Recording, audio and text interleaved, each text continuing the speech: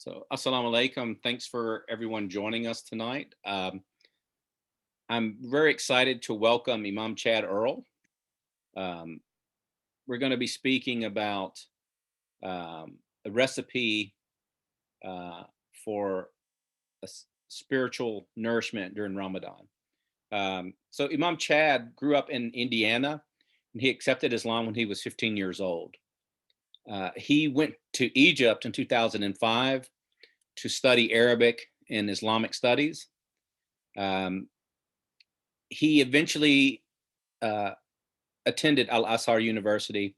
He graduated with a degree in Islamic and Arabic Studies in 2018. Um, he also did independent studies with various scholars in Egypt, studying uh, Quran memorization, Tajweed, Fiqh, Tafseer, and Hadith. Um, he helped with successfully launching an online Arabic program based in Cairo, Egypt. And he's worked as a writer, editor, translator with the Egyptian House of Fatwa at Al-Azhar. He's given talks across the country, and he has been serving for the past few years as the Imam at the Islamic Center of Maryland. So join me in welcoming Imam Chad Earl. Jazakumullah khair. Assalamu alaikum wa rahmatullah. Thank you as always, Chaplain Shane.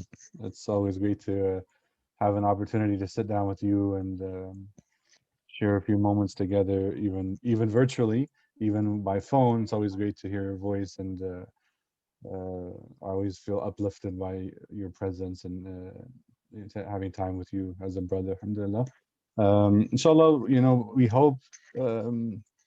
In these fleeting moments that we have before the beginning of Ramadan, that we can kind of take these few moments and really think about uh, what we want from the month. And I like the idea of a recipe, putting a recipe down for spiritual nourishment, for putting recipes.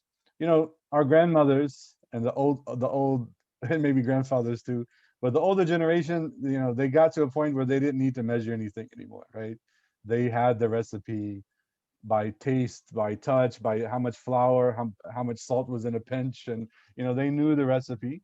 But some of us younger folk, when we cook, we need to measure everything out properly, right? And sit down and think about the kind of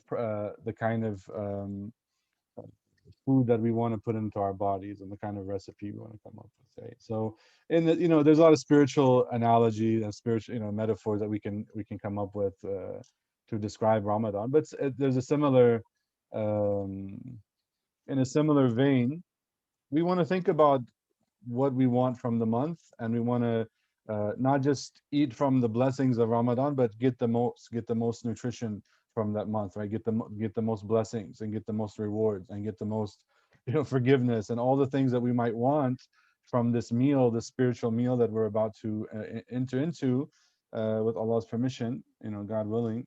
We want to take the best of it, and take advantage of that time, inshallah ta'ala. So I don't know, Shane, if you wanted to add anything. We can build from there, or you can, if you had some questions or comments to introduce the topic as well. It's up to you. Well, I think I'm not long-winded, as an imam. People complain.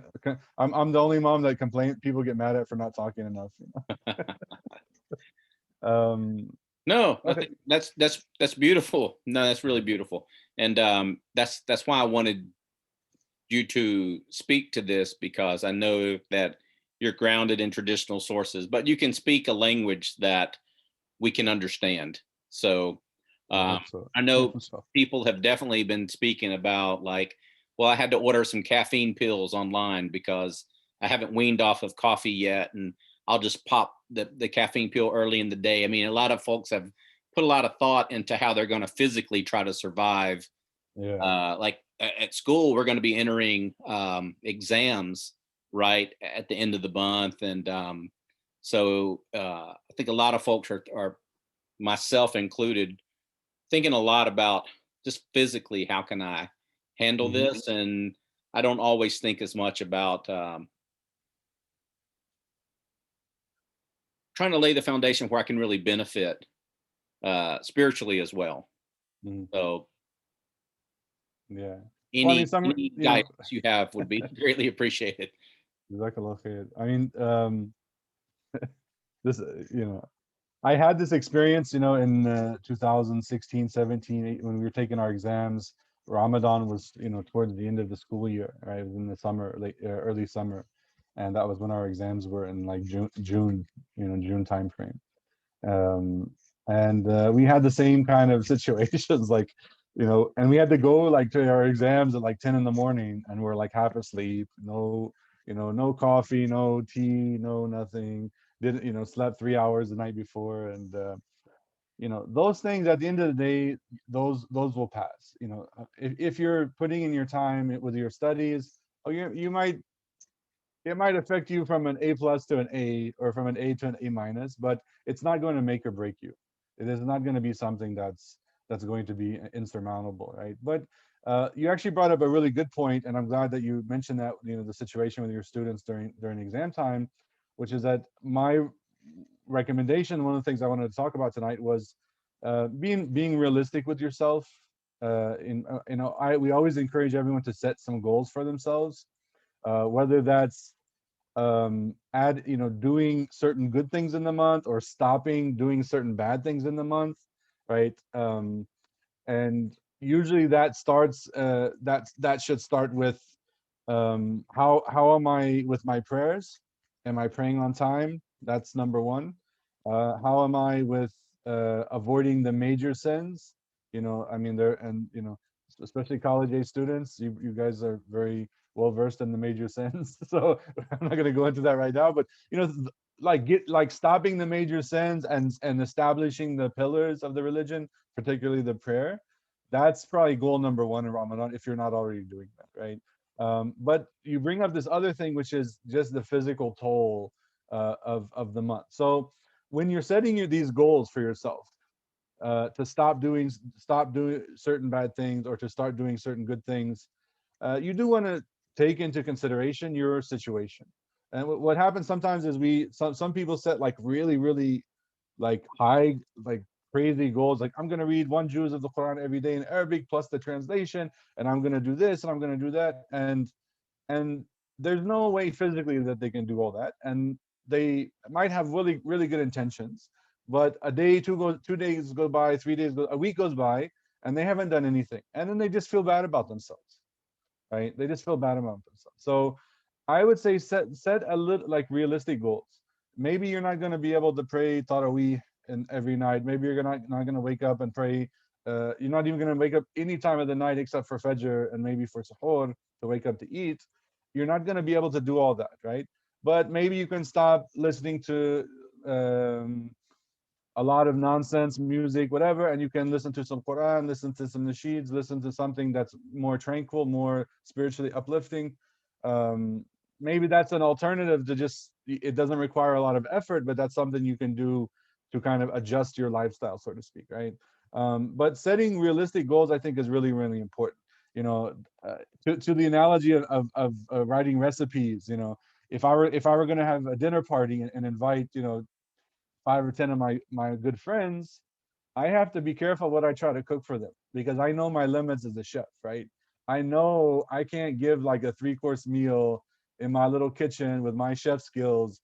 I'm gonna either burn something, or I'm gonna put the salad dressing on 5 hours early, or I'm gonna mess something up, right? I got to be realistic about what I can do in the situation with my skill set, with my, and that's not a bad thing. That doesn't mean I'm a bad person or a bad chef, or it's just my situation. This is what I'm capable of doing, right? So if you're in the middle of midterm, or the final exams, or whatever the situation is, if you're in the middle of like crunch time academically, you might not be able to do a whole lot of extra things, and you might be kind of in this kind of survival mode. Um, that's okay. Like, look at what you're dealing with. Be honest with yourself, and try to do what you can do when you can do it, right? Um, I think you want to leave the month uplifted. You want to feel better about yourself. You want to feel that you've done something according to your capacity. Not that you're a failure or a loser, or that there's no, I wasted the month and Allah doesn't, love me. Or no, you want to do something that's going to catapult you after Ramadan to keep going in the right direction, even if it's little things. I mean, that was the prophetic advice. The Prophet ﷺ mentioned that the most beloved things to Allah are the things which are done consistently, even if a little bit, right? And that's definitely true in Ramadan. That doesn't change in Ramadan. uh, Sometimes the little things we do in Ramadan, they keep going because we enjoy them, we get attached to them. There's this sort of a spiritual inertia from the first day of Ramadan to the 30th day of Ramadan, then the 31st day, meaning the next, on Eid. There's this spiritual inertia that can continue, and if you really enjoy what you're doing and you feel uplifted, you're much more likely to keep going in that direction, right? Whereas if you just feel bad about yourself and I'm such a bad Muslim, I didn't do this. Don't worry about what you didn't do. Focus on what you can do, what you did do, and make an intention that Allah help me, get the most of this Ramadan, be a better person, come out of it with my sins forgiven, inshallah. Right? Have that intention going into it, inshallah. I'm just going to take a second and get a drink of water, Shane. Go ahead and give us some gems, inshallah. Yeah, get that water drinking in now while you can. Hmm. I know the sun did just set, but yeah, no. I don't get hungry in Ramadan. I get very thirsty. I get very, very thirsty. I'm too big to get hungry. I got I got meals stored for Ramadan. I didn't think of it that way. I just more think of it like there's so many bad things that I feel like I've let go of in my life, but I've replaced them all with like ice cream or something. Like I enjoy eating where I don't, you know, uh, I drink tea or I burn incense. We still get to do cool, like we replace drinking beers or whatever. Yeah. Telling my friends like why are they so into drinking tea and like burning oud incense and like, well, I mean, I'm not smoking cigarettes, but I'm lighting incense, or I'm not drinking wine, but I'm, we can socialize and drink tea and all this stuff. But this is the most difficult thing for me. Ramadan has always been extremely hard. The past couple of years have been a little sweeter. Like I don't know. I don't dread Ramadan like I normally do as someone who's, I think my major vice, one of my biggest vices is dealing with getting eating under control. So it's very intimidating for me. But it's like intuitively, I have a feeling that maybe this year, this could really be the means for me to maybe become nearer to God through the intention that I approach this with. And maybe I'm starting to get it after all these years. I don't know, like the potential, because to talk about it and to do it are two different things, especially like I say, where, eating is kind of like one of the harder things that I have to struggle with to keep in balance with myself. So I'm kind of excited to get to tackle this year as opposed to dreading it. It's one of the things I talked about this Friday in the khutbah, our masjid, was that Allah knows us very well, right? Allah knows us better than we know ourselves. And part of the idea of Him giving us blessings is sometimes He gives them to us in ways which we might not even want. Like He's almost like take this, like you need this, like And so some of those blessings come in the form of commands. Praying five times a day is an obligation. It's a responsibility. We'll be asked about it on the Day of Judgment, but it's a blessing. It's an enormous blessing. And the Prophet ﷺ said, if your prayers are good on the Day of Judgment, everything is good. Everything will work out, right? So the blessing of the prayer is done in a way which is like, you need this, and the way I can give it to you is, people are commanded and they don't do it. People are commanded to pray and they don't. People are commanded to fast and they don't. But most people, when they have a certain level of faith, they kind of suck it up and say, you know what, God's telling me I need to do this, so let me do it, right? And it's this weird, like, you need this right now, whether you realize it or not. You need this right now. You need to detach from your worldly desires. You need to detach from just your body and your cravings, and you just need to sit for this 12 hours or for this 14 hours and do something else with your time, right? Other than just etc. Right? So, it's a blessing. Someone asked me on one of our classes on Saturday. A lot of people are in the same situation, whether they're students or parents. Ramadan, people are just not. They don't have the free time. They don't have the energy. They're still homeschooling. They're still working from home. People are not really always ready for Ramadan, right? So one of the sisters asked me, she said, what can we do to like get excited about Ramadan? Like it's just like this dread, like it's coming. Yeah, alhamdulillah, we're happy, that kind of like, yay, Ramadan. But in a way, it's like, oh my God, we're gonna fast. We're gonna start this again, right? And I said, listen, I said, I mean, I don't know if it's a perfect analogy, maybe it's a horrible analogy, but I said, do you ever remember those old game shows? And maybe they used to have those like carnivals and stuff.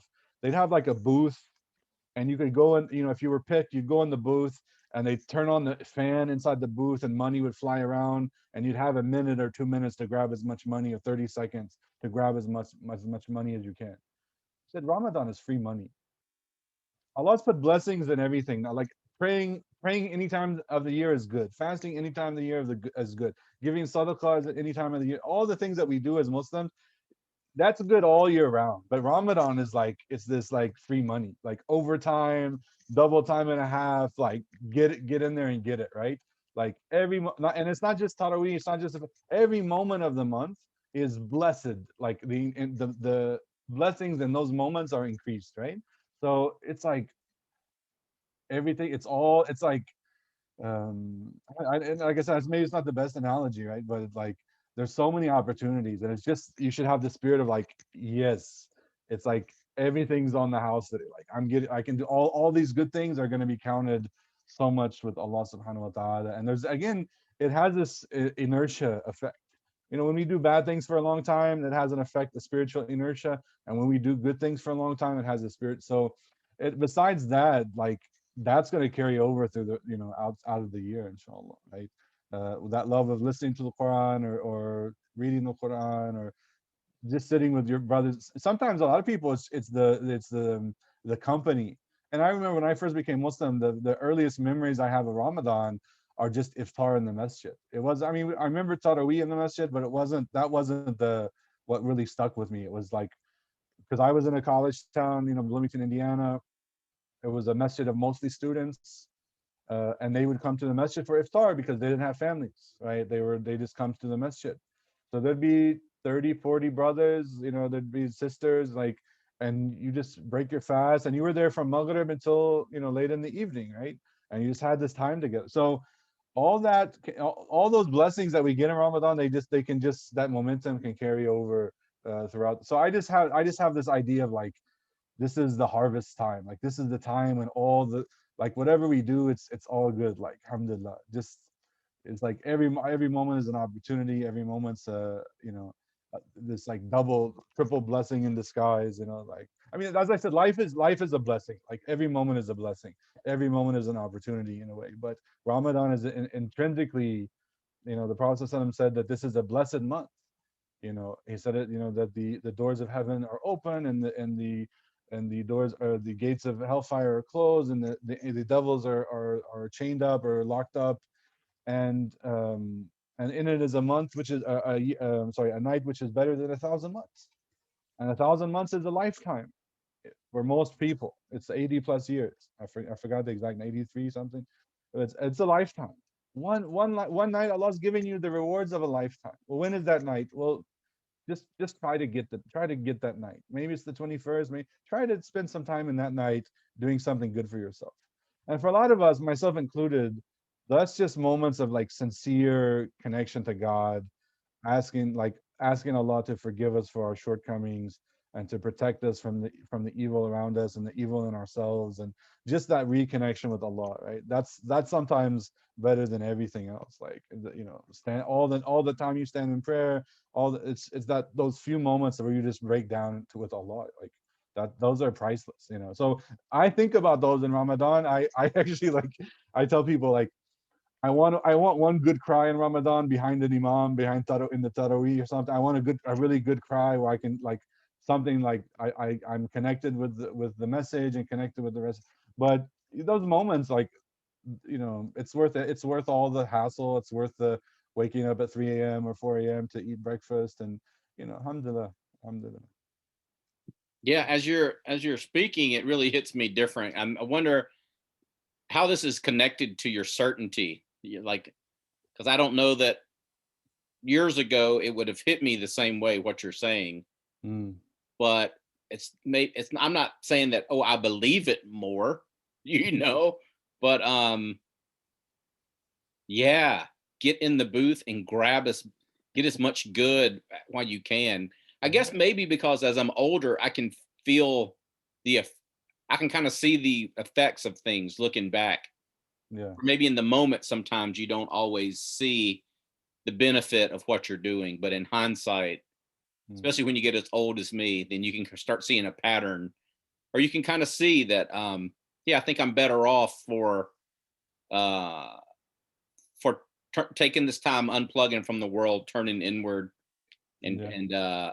I see that it actually helped me, even though maybe it wasn't what I wanted to do at the moment, which makes me think about um, what what you think about, how we're benefited different with COVID, because for this time of the year coming up, it's the only time I get to see some of my friends that they're super busy, they're super nice people, but I get to hang out with them at least a few times and have Mm, dinners and get to learn from them and really benefit, like you're saying, like if you can't stay up all night praying, maybe you just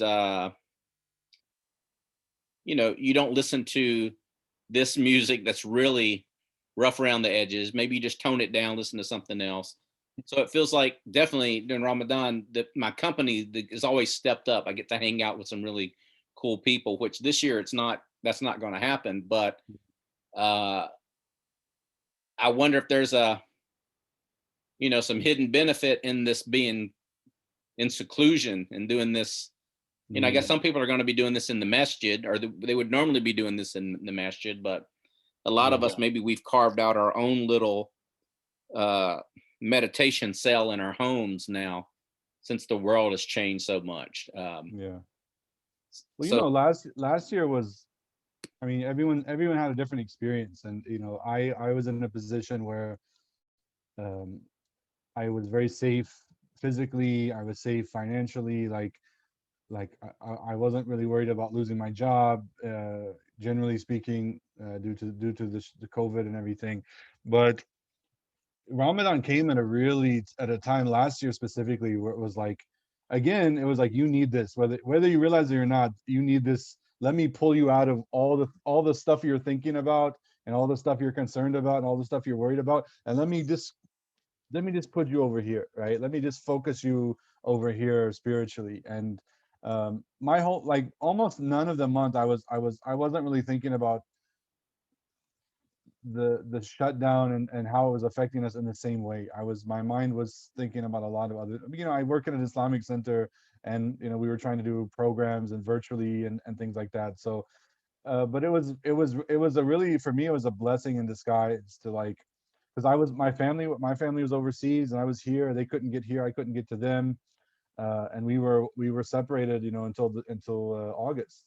I didn't see them until August. So um and alhamdulillah, I had saw them just before COVID started in January.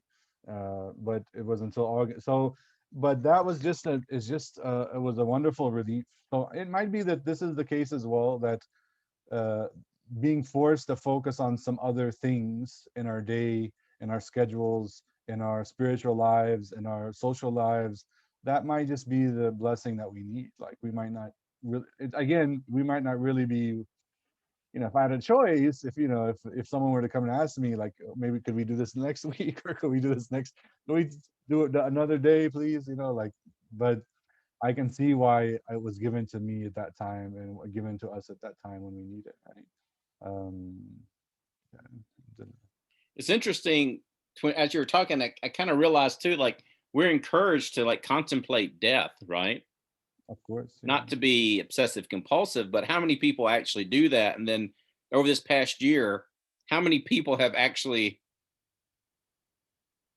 thought about their own mortality more than they normally would? I mean, Mm, yeah. or just the building the muscle of being vigilant. Like we want to try to be vigilant to do what is good and be vigilant and trying not to do what's bad and trying to Hmm. be vigilant and trying to live your life as if you're in God's presence. But we've been very vigilant. Like there could be coronavirus on everything. I need to be vigilant that I don't touch this and put my finger in my mouth. So I wonder, Yeah. hope maybe some of this can transfer over into the metaphysical safety, and cleanliness. Other than, I don't know. Mhm. As you were talking, I was thinking, wow, it's so interesting the wisdom and what we've just all experienced. That Yeah. It is a, I think, in once in a, once in a lifetime generational sort of experience. I mean, it didn't so far hasn't taken the numbers like the Spanish flu or anything like that,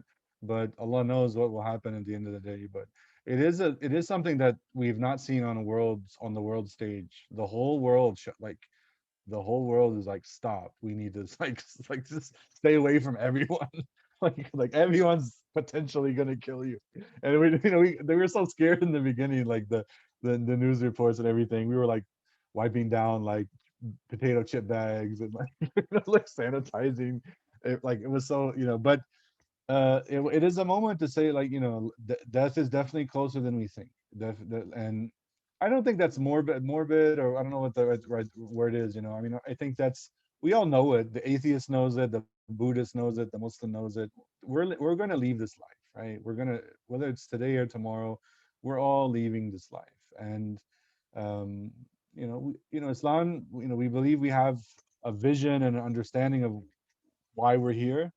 And I think a lot of people, Muslims included, we don't really live with that understanding of why are we even here to begin with as human beings. But we also have a vision of what's coming for us, for the believers, and for people who try their best to live, righteous lives, and return to God when they slipped up, and so I don't think for us to think about it as any way. It's not pessimistic. It's not like trying to be, dark, or not look on the bright side of things, or enjoy your life, quote unquote. You can enjoy life and still realize that it's going to end. You can live a very good life, quote unquote. um, you can live a good life with a lot of happiness and a lot of joy, and with the realization that it's ending sooner than I think it is. Right? Like, those are not contradictory ideas, but sometimes we don't really know how to grasp or juggle them at the same time. Right?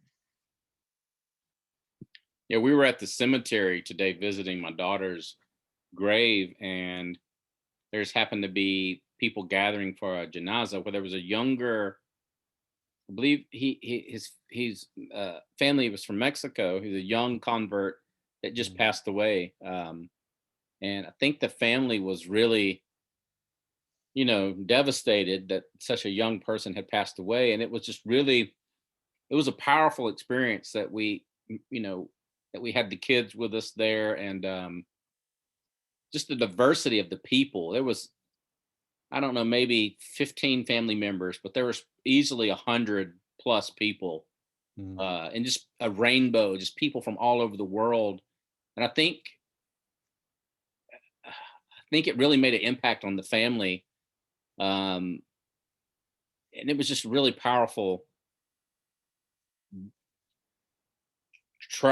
Sad, powerful, beautiful Mhm. moment. The words the imam was saying, and they were translating this into Spanish, and it was just really, really powerful. To Mhm. Yeah, how do you live the fullest life you can without understanding that you're gonna die? I mean, Mhm. sleepwalking. Yeah. My father just called today, and he was talking about they want to come visit at the end of the summer, and he was saying, "Yeah, this may be my last hurrah."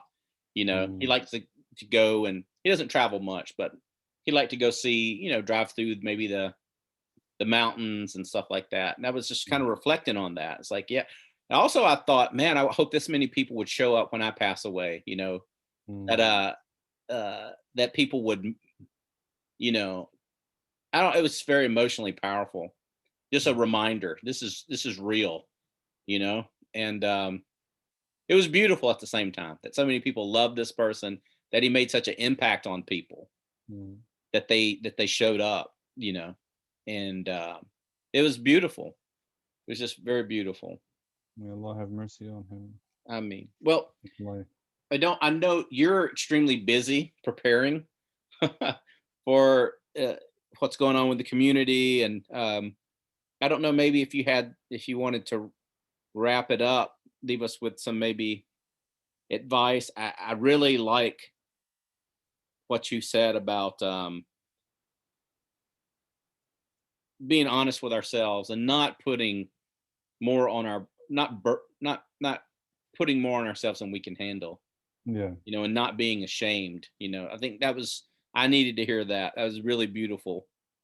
Mm.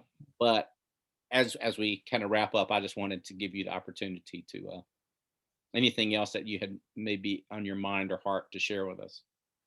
Jazakumullah khair. Like I said, it's always good to connect with you and to share some time with you. And um, no, I think a lot of times, especially now, we're so connected on social media. We might see Muslims, sharing so many things about Ramadan. People putting up decorations, and we might not be. That might be a really different world than the world that we're living in our own personal lives, right? Um, that's okay. Allah's still there with you. Like Allah's watching you, and Allah's protecting you, and Allah, with God willing, will allow you to see Ramadan as a believer. That in itself is such a blessing. Tuesday morning for many people in the world will just be Tuesday morning. It will not be Ramadan. It will not be the first day of the month, of this blessed month, and it will not be a 30 days of worship, consistent day in and day like that. We want. So just the fact that there was, whatever our personal lives are, whatever situation we're in, we can see that month as believers. Alhamdulillah, that's a great blessing, right? So don't put yourselves down. Don't worry about what other people are able to do and you're not able to do. It's not to say don't set goals for yourself, or don't try to aim high, quote unquote, but there's aiming high, and there's like aiming completely off the mark, right? Like just um so you want to think about your situation, and be patient with yourself. And again, I think all of this time is a blessing, and just try to realize that the blessing is there and take it in as much as you can.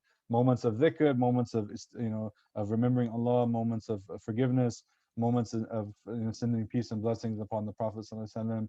Anything, these moments that are not physically demanding, or even time in terms of time demand, like things that you can do in your time just to try to be a better person when you get out of the month. I think that's good to remember, inshallah. Beautiful. Jazakumullah khair. Sheikh, can you close us out with a dua? Probably, I don't know, let me see. We ask Allah to accept from us. We ask Allah subhanahu wa ta'ala to allow us to see this blessed month as believers in good health and good faith, um, with the intention to stand and fast for His sake, trying to be better people than we are today. We ask Him to make our today better than our yesterday, and our tomorrow better than our today. We ask Him to forgive us for our shortcomings and protect us from harm, spiritual and physical. We ask Him to give us success in this life, success in our studies, success in our endeavors, and that He guide our steps. Ameen. Ya Rabbil Alameen. Jazakumullah khair. I mean, thank you so much. You too, brother. Keep in touch, inshallah. And my salams to your community. Allah bless you all. Thank you so much. Assalamu alaikum. Alaikum salam.